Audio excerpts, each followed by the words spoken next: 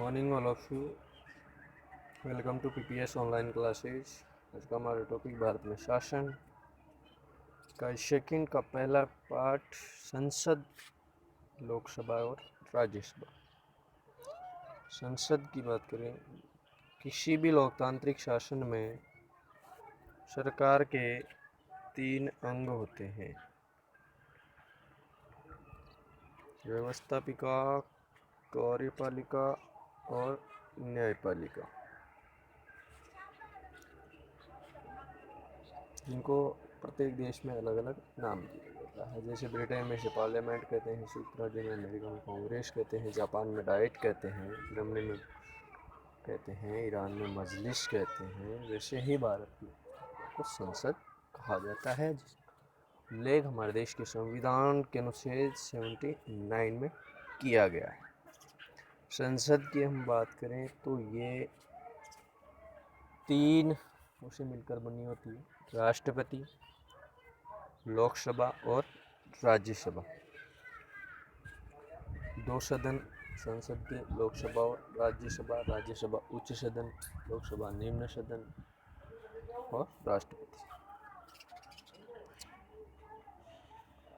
ऋग्वेद, अगर हम प्राचीन काल की बात करें तो ऋग्वेद में सभा और समिति नाम की 2 संस्थाएं होती थी।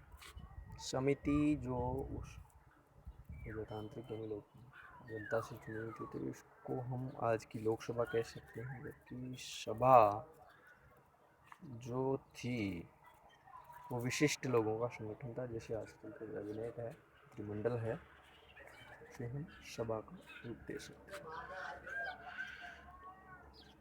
बात करें हम संसद का जो गठन है, तो संसद का गठन संविधान के अनुच्छेद 79 में हुआ है।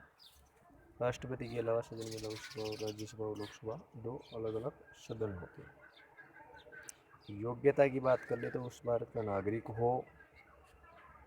दूसरा, वह राज्यसभा के स्थान के लिए न्यूनतम 30 वर्ष की आयु और लोकसभा के लिए 25 वर्ष की आयु होना निर्धारित किया गया है। इसके अलावा कोई व्यक्ति जो है दिवालिया नहीं हो, पागल नहीं हो। इसके अलावा ऐसा व्यक्ति भी संसद का सदस्य बन सकता है जो किसी भी सदन का सदस्य नहीं है, लेकिन उसे 6 माह के भीतर किसी भी एक सदन का सदस्यता उसे लेनी होगी। शपथ, सदन के जो सदस्य हैं, संसद के सभी सदस्य जिन्हें हम बोलते हैं, उनमें सांसद अथवा एमपी कहते हैं, अपना स्थान ग्रहण करने से पूर्व राष्ट्रपति या राष्ट्रपति के द्वारा निर्दिष्ट कोई व्यक्ति होता है, उसके समक्ष शपथ लेते हैं। संसद के सत्र की अगर हम बात करें तो संसद की अनुच्छेद 85 के अनुसार राष्ट्रपति समय समय पर संसद के प्रत्येक सदन को आहूत करता है।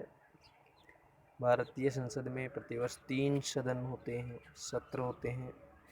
बजट सत्र जो फरवरी मई, मानसून सत्र जुलाई से सितंबर और शीतकालीन सत्र नवंबर और दिसंबर। गणपूर्ति कोरम होता है संसद की बैठक के लिए आवश्यक सदस्य संख्या। तो गणपूर्ति कोरम सदस्यों जो है वह हमारे देश के संविधान में रखी हुई है 1/10।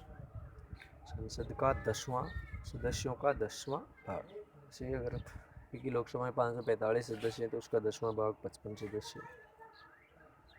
राज्यसभा में कम से कम 25 सदस्य का होना आवश्यक है। संसद में भाषा की बात करें तो संसद में संविधान के अनुसार संसद के कार्य संचालन की भाषा हिंदी और अंग्रेजी है।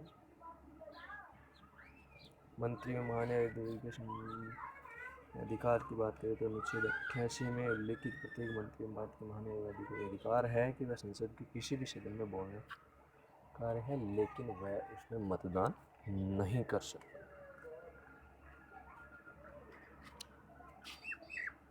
तो ये हमारा संसद है। अगले टॉपिक में हम बात करेंगे राज्यसभा और लोकसभा के बारे में। Thank you.